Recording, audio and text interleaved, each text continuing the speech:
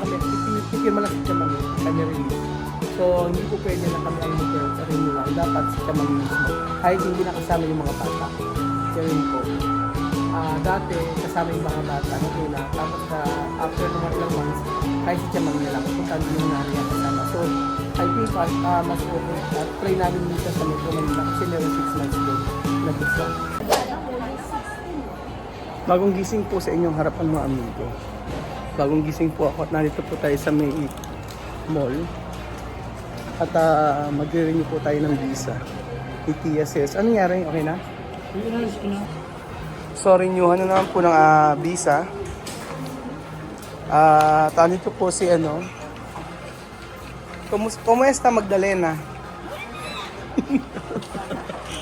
Kumusta Magdalena? Oye, estoy muy bien. Paano ba yan? Bakit nakapusod? Pagka ito po na resto, mas mejor asi. Calor. Mainit daw. So, ito na naman po ang ating renewal ng visa. So, ayan po mga amigo. Every 2 months, nag-renew po tayo ng visa. So, lagi natin ipinakikita ito para po at least alam nyo po na legal po at na lagi tayo nagre-renew ng visa. So, sa ating po ng pag-renew ng visa natin, ipapakita po natin para at least sabi po tayo na nire-renew po natin yung ating visa. Visa na TSS. So, I think ang po ngayon, medyo mahal yung visa ngayon na babayaran. Para kasi merong bukod po yung student permit, iba po yung tourist visa. Ganun po yun. So,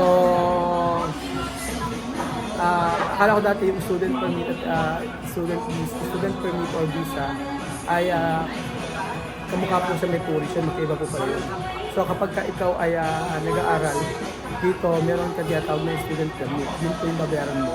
And then meron din pong tourist visa na ganoon din po sa kanila. Kasama po sa mga bata. Ganoon po.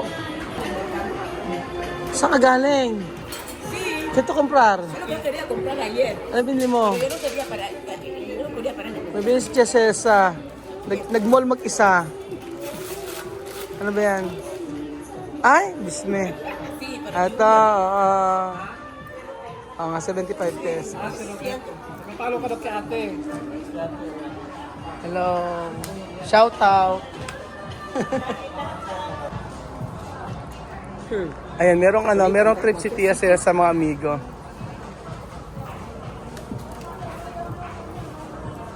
Ayan. Pagtakay. Habang nag-aantay po ay tayo po ay magpapainit. Magpapainit ng mga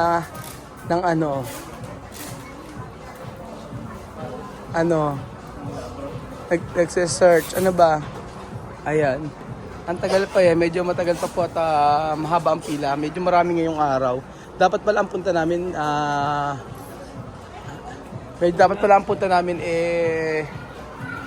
Ayan, Jame, kantar. Ayan. Jame, Ayun, magkano ganyang mic? Ang mura naman. Mas pwede pa sa ibang bansa. Ayan, galing. Jame, kanta.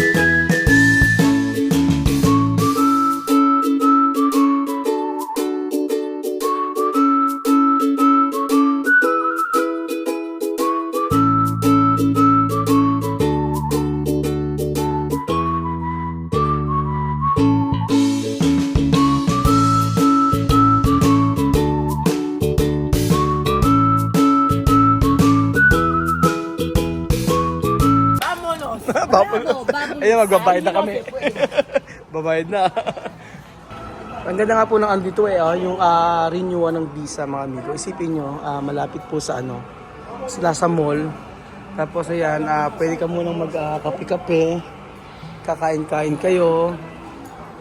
Si Tia Cesa, nagsha-shopping-shopping, ibili-bili.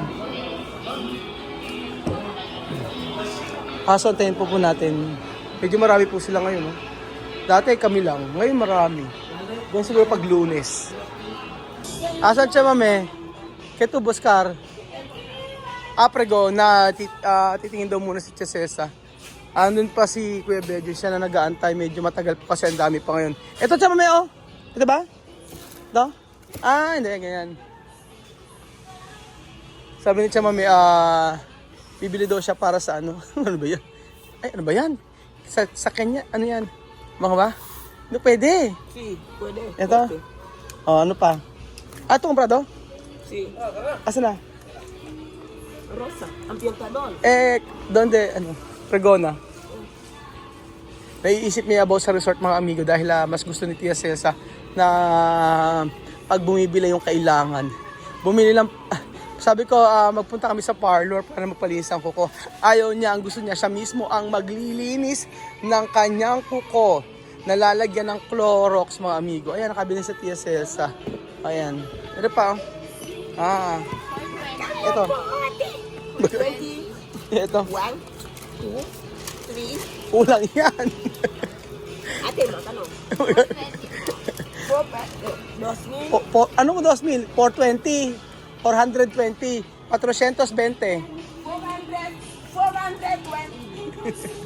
1, O, di na ba? 400. Oo, 20. 420. Oo. Bigyan mo yung 500 nang natapon. Walang discount. Pwede asin. Asin, no? 420. Ay! Diyos ko. Diyos ko, wala ka dyan.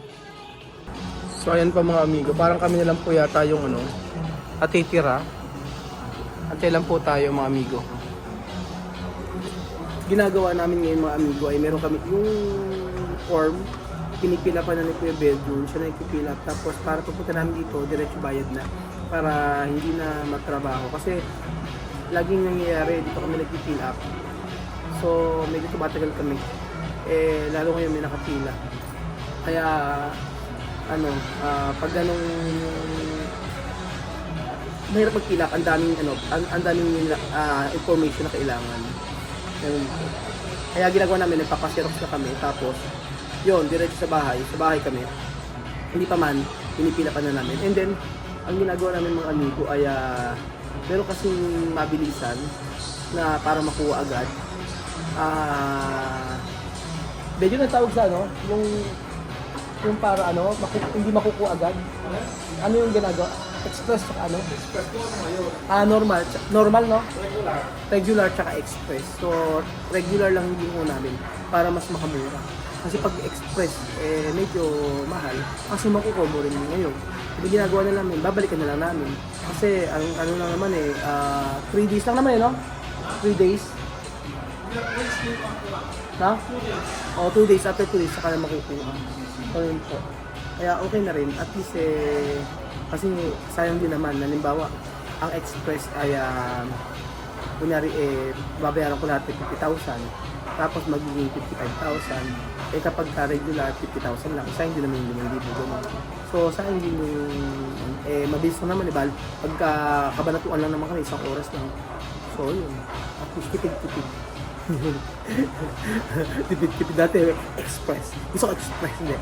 Puro regular lang. One time lang kami nag-express, tapos the rest, puro regular na yung ginagawa namin. Para at least, medyo makatipid niya sa visa. Kasi ang every 2 months Ayun po. Kasi naman si Tia Cesa. Si Tia Cesa, rumampa na. Rumampa na si Tia Cesa.